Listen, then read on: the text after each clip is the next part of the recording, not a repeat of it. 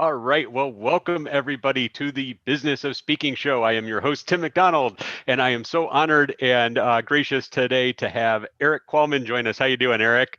Oh, it's doing great, Tim. Great to see you. It's so great to see you. We were just talking before we went live about the last time we saw each other was in 2012 when he spoke at Social Media Club Chicago when I was on the board of directors there. So a lot to catch up on since then. And for those of you just turning in, really the Business of Speaking show isn't really what you read about the speakers, what they always talk about on stage. It's really about their journey to getting to the stage and what they've learned after they've been on the stage about the speaking business. So whether you were thinking about getting involved in speaking, just started speaking, or you're anywhere on the path, because obviously this year has taught us a lot that we don't know everything. This show can be for you, and you can learn and share with others. So with that being said, Erik, I really just love starting the show off by asking you to tell us your story. How did you get involved in speaking? This is probably common with a lot of your speakers, kind of fell into it backwards. And so just my friend the other day said, hey, of all the people in graduate school that would go on to become a public speaker, you would have been dead last of who I thought would become a public speaker. And so let me explain. So my whole life, and I still to this day in interpersonal communication have a difficult time. I sometimes mumble. I'll get lazy and slip into kind of mumbling. And so as a Michigan State basketball team, people would make fun of my voice and make fun of the mumbling. And so when I went to graduate school, one thing I did is I joined Toastmasters, mainly not to get on a big stage, but just for interpersonal communication that people could understand what it was I was actually saying. And so I did Toastmasters, loved it, became president of that group at school.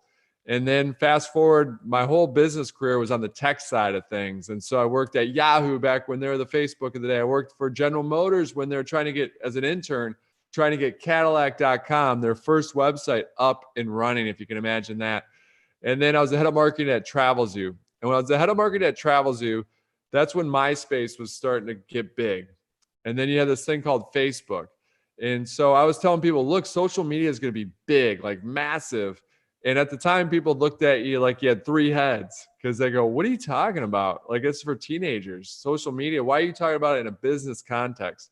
And I was a search engine kind of expert because we bought $25 million a year on search for TravelZoo, which at the time was a lot. That might not be a lot now, but 25 million at the time was quite sizable.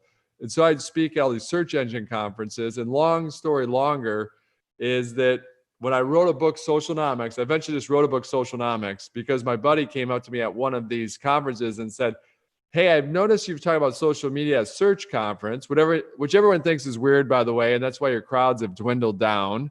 But I think it's smart. I think it's genius. You should talk to my publisher. So I wrote a book called Socialnomics, and they put me at a book expo, which is how they launch books. So when you launch a book, there's this huge conference, not right now because of the pandemic, but they have this huge in-person conference called Book Expo. And so they said, we've picked you, the publisher said, we only have 2 authors, but we want you to speak at this conference. And so I went and spoke at the conference. Now, because of Toastmasters and because I was speaking on behalf of TravelZoo, because our founder and CEO was German and English is not his first language, also he's very introverted. So I was kind of pushed in front to talk to Wall Street and also the press.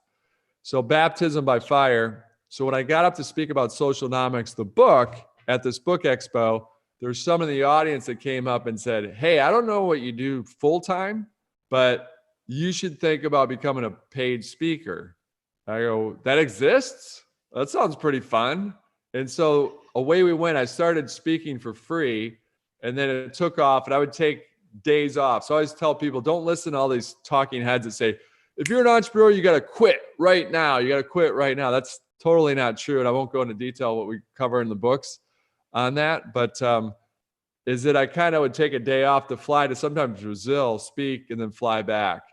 And then once I found that I loved it and actually it was taken off, then I go, I got to chase this dream, which I didn't know I ever had. I had a dream of writing a book, not becoming a speaker. And then I just loved it. And so that's the way we went. Now I've been doing it for 11 years. Well, you bring up something that I was actually thinking about as I was just kind of reviewing your website before we went live, is you know looking at it, definitely are an accomplished author. You have, I think, 5 number one best-selling books now, more books that you've written than that, and also you're the number 2 most you know named the number 2 most likable speaker in the world behind Harry Potter's J.K. Rowling. So do you consider yourself more a speaker or an author? Oh, good question. I think that you always have to have a root in something. Eventually you become, hey, they're just a speaker. Like Tony Robbins, he's just like, you think of him, he's a speaker, but you always have to have a base for something. Because why? Because that's what a lot of people, when they book you, is like, why you? It's like, well, I talk on digital leadership because that's what I've done for the last 26 years. And then as you grow and morph, all of a sudden that digital leadership becomes leadership, or it's tied to focus. So the new book, which is behind me, the Focus Project, is you start to get into stuff where you start to learn, wait, everyone's struggling with focus. And that makes sense in this digital world. So that makes sense for me as an author, not only to test it myself, but also to write about it. And so you kind of stair step up from there. But I would say I'm a more accomplished speaker than I am an author is probably a better way to answer it. Like more people would know that I am a speaker than they would that I'm an author. Yeah, no, and thank you for sharing that, because it's not uncommon that almost every speaker will tell you to write a book, to become, kind of increase your credibility. But with you, I've actually known you more as a speaker or as an author actually before speaking.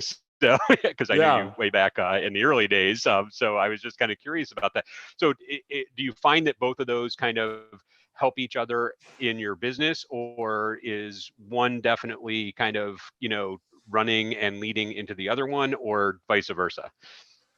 They do help, but I always tell people, I go, don't think you have to have a book to speak. Like, get out and start speaking. So don't wait till tomorrow. Start today. Start speaking for free. Almost every speaker you probably have on the show that now commands a large speaking fee probably started off speaking for free at some point. And so it's really, don't hesitate and wait. And you don't need a book, but it does help to have one. You don't need to have more than one, honestly.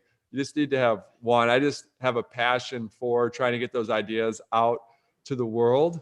And then that being said, what we did, which is interesting because now we're in this pandemic. So about 3 years ago, we had our business. So we have an animation studio. We've obviously got the publishing world. I own a couple websites like socialnomics.com that generate revenue. But we looked at it and said, what do I enjoy doing and what do we do better than most? And it was speaking. And that also drove the most revenue. And it's also the largest margin. So I go, well, let's go all in and like take a lot of our team's resources and just go to speaking. And we did that, and it's worked phenomenally well. Obviously, now that there's no live events, now it's forcing us to kind of recreate ourselves again. We're lucky that we have these other things to go back to, like the animation studio or books, or the website, socialnomics.com. And we obviously been doing virtual long before virtual was a thing, just because of the animation studio.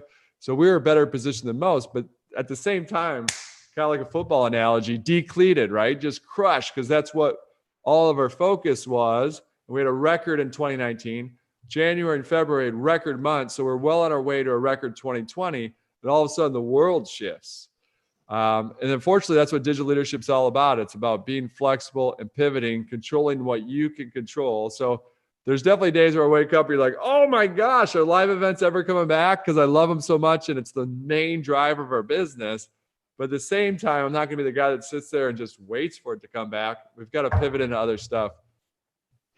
Yeah. So well, and for those of you that don't know, the animation studio, because I think this is how I first found you and connected with you, was for Socialnomics. You had that amazing video. I think you were calling Facebook the largest country in the world at the time, and they're probably bigger than 2 times the world now. But anyway, was that your first project, or really big project with the animation, or did you have somebody else do that and then found out that you wanted to get into the animation? It was the first big one. It coalesced with what I talked about at the book expo. I got out there and showed a general video that was close. And I go, I need one that's specific for social media. And so I was at MIT and Harvard, sitting professor at the time. So we got a kid from MIT to help us program the animation, mainly so that I could have something to open a talk, or if I was meeting with the CEO, I'd go, this is going to knock you over the head. And then all of a sudden that thing went massively viral. And so I got a couple calls from companies. Hey, can you do a video like that for us? I'm like, no, I just do them for myself. And then I'm not that smart, but after the third call, I go, oh yeah, we can do that. We got a studio. And so we built the studio out from there. And we've done stuff for Disney, IBM, Cartier, and that's called Equal Man Studios. And I love doing that work. It's great.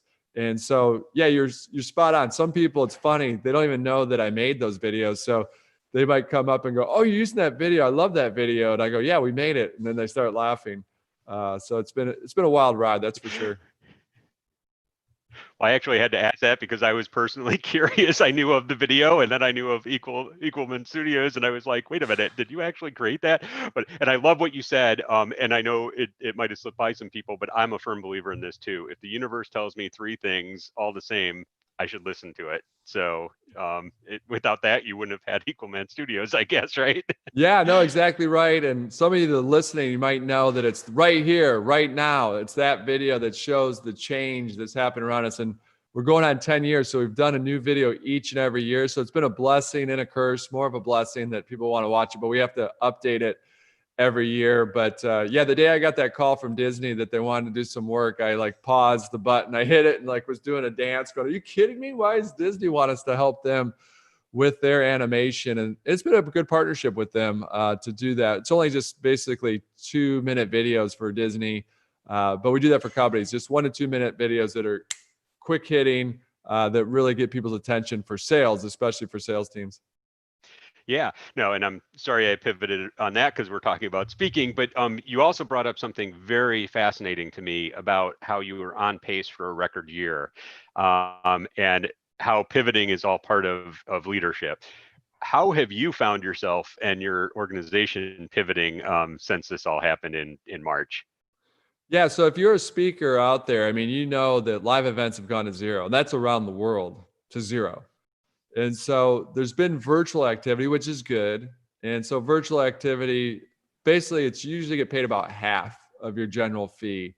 If you're to speak on stage, you're getting half that at a virtual event. Virtual events are great because you don't have to travel anywhere. That's fantastic.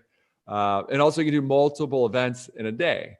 Now, the issue with virtual events is there's not quite as many yet. That might change, but there's just not as many. And then also you're going to be competing with other bigger time speakers. So like for a live event, it could be they've boiled it down to these 3 speakers. And if I'm in that mix, but one of the other speakers can't make it, now it's just down to 2, right? Because they're already booked physically to be at another event.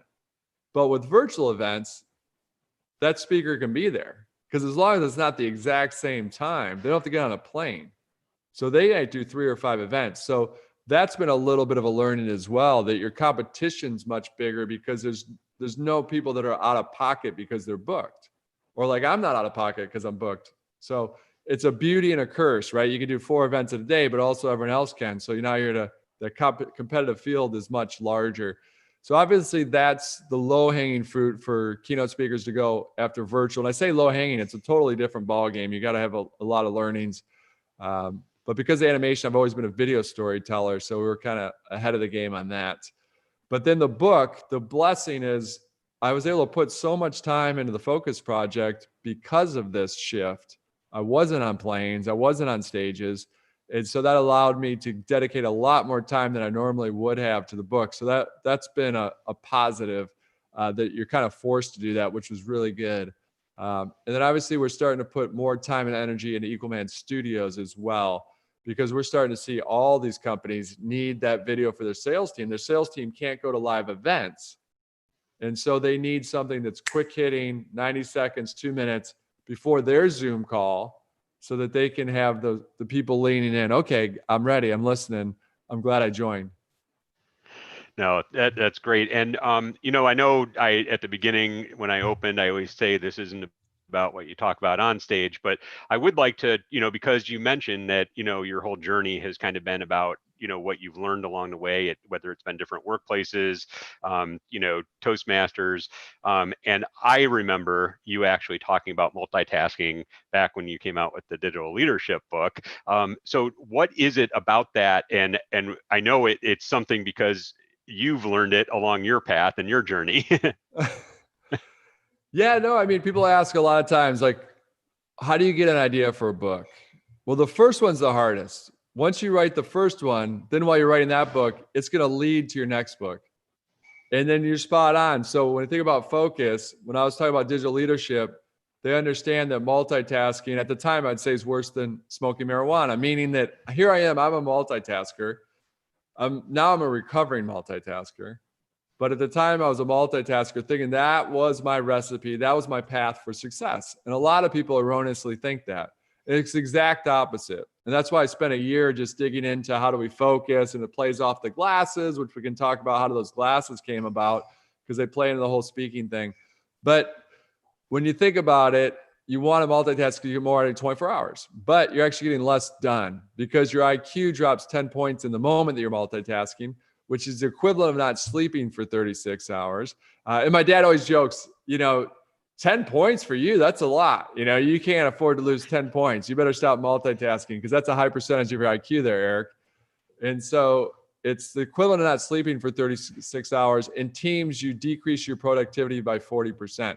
So the reason we multitask is good. We want to beat the competition. We want to get more out of life, seize the day, carpe diem. But in truth, we're actually doing the exact opposite because our brain doesn't function that way. We're switch tasking. It's trying to figure out A, B, when you're better off just focusing on one thing at a time. And again, I'm a recovering multitasker. I've written the book, The Focus Project, but each day I struggle with it. Like some days I fail. And so it's really about understanding. It's not about going for perfection. It's about trying to get progressively better each day with it. Well, and I think if I remember correctly, then you apply what you learned in digital leadership about failing fast and failing forward. No, totally. It's about being flawsome, that people don't love you because you're awesome. They think you're awesome because you're perfectly flawed. And so it's embracing your flaws and your strengths. And when you screw up, just saying, hey, this is what I did. I made a mistake. Here's what I'm doing to fix it. And then follow through and actually fix it. And that applies to the stage as well. I haven't given a perfect talk in forever or ever. I say forever, ever. I've never given a perfect talk. So it's always about getting better.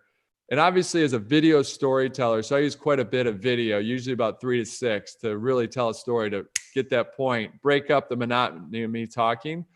That adds a lot of complexity because everyone's different. They don't have the same technology. They might even know what Apple Keynote is, to be honest. When you go to a live event or these virtual events are even more so, more tech checks because they don't really know. All these people have been thrown here, figured out, we need a virtual event. And they're like, Skype for Business. You're like, what is that? I never even heard of that. Like, and then you're digging into it. Yeah. So, when you have gone along, and I know you've said some of the experiences you've had that helped you, have you found anything other than the groups and the experience? Has there been people, have there been other resources that you have found that have been really helpful along your path? Yeah, I mean, Josh Linkner, he started a whole community called Three Ring Circus. He's from Detroit like myself, but we met each other actually on the speaking circuit. And he was a business person first. He started ePrize. And he did some stuff with, like I said, I played basketball at Michigan State long before Magic Johnson, but they'd started Detroit Ventures, which was Josh, Magic Johnson, and Dan Gilbert, who owns Quicken Loans. And so he got in the speaking space and realized, wait, I don't want everyone to have to go through what I went through to understand this business. And so he started Three Ring Circus. It's kind of somewhat of a closed community, but feel free to reach out to me if anyone's interested in it. It's a great day to go up there and check it out. Then you're connected with that community. But that's super helpful. And then obviously the bureaus. So we have great relationships with all the speaking bureaus. And so some of these folks have been in the speaking industry for 30 years. And they'll really be helpful. Take the time. A lot of them are based in Washington, D.C.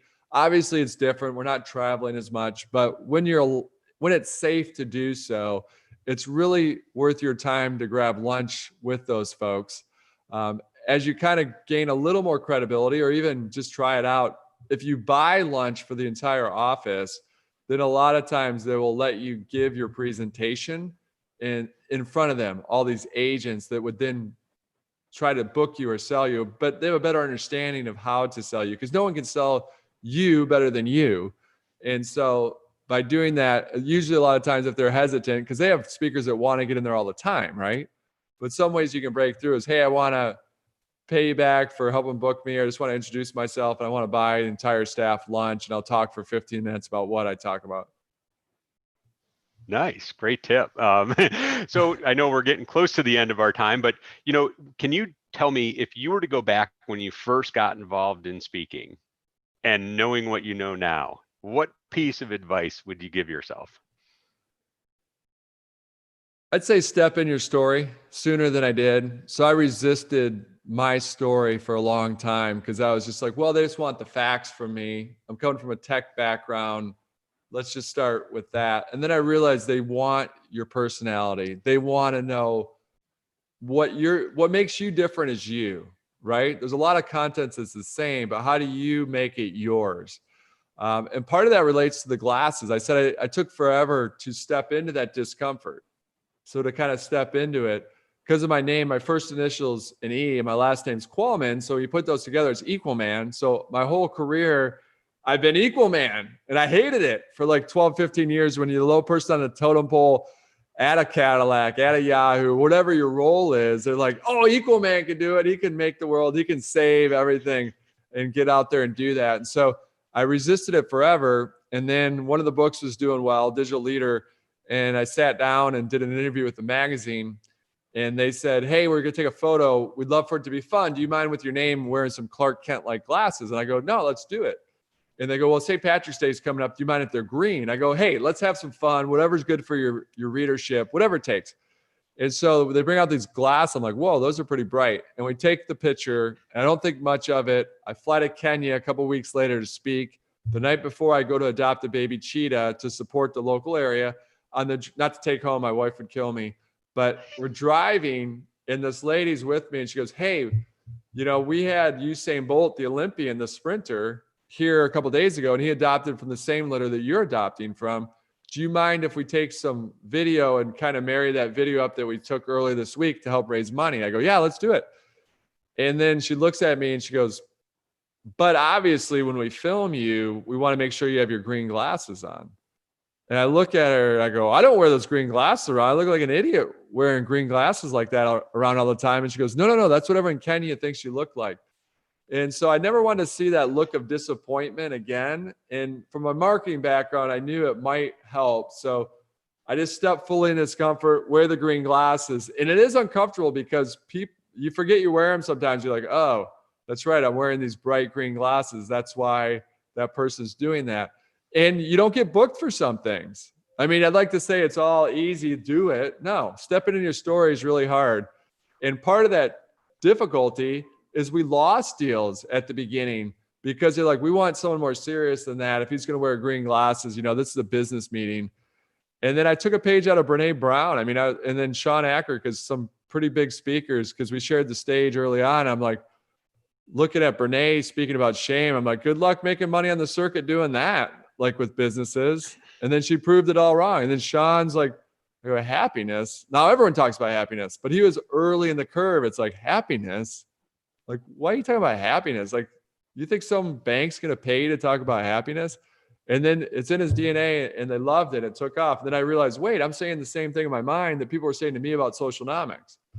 And so really taking a page out of Brene and Sean and others, just like step into that story and take it from me. I resisted it for 12 to 15 years because it's super uncomfortable at first, but it's obviously the most comfortable place you can be long-term is to truly step into your story. Perfect. Well, that's a great way to wrap up the show today. So, Erik, can you just tell people where they can find you, how they can get in touch with your new book too? Yeah, no, I'm Equal Man across the board. So all social outlets, it's Equal Man. I think on TikTok we're a little late, so it might be Erik Qualman official, Erik with a K.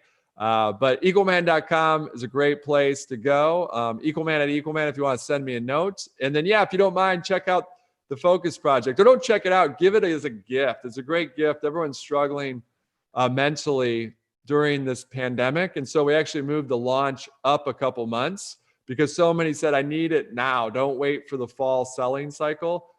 I need that book now, or my friend needs that book now, or family members. So I hope it helps you out. And thanks for letting me join the show today. Yeah, no, thank you. And thank everybody for watching. And if you are watching this video for the first time, what we always do with my guest is we stop the YouTube broadcast, but I'm going to stay on with them on Zoom and ask them one additional question. So if you go over to speaking.business, join our community and sign up for our email list, it doesn't cost you anything.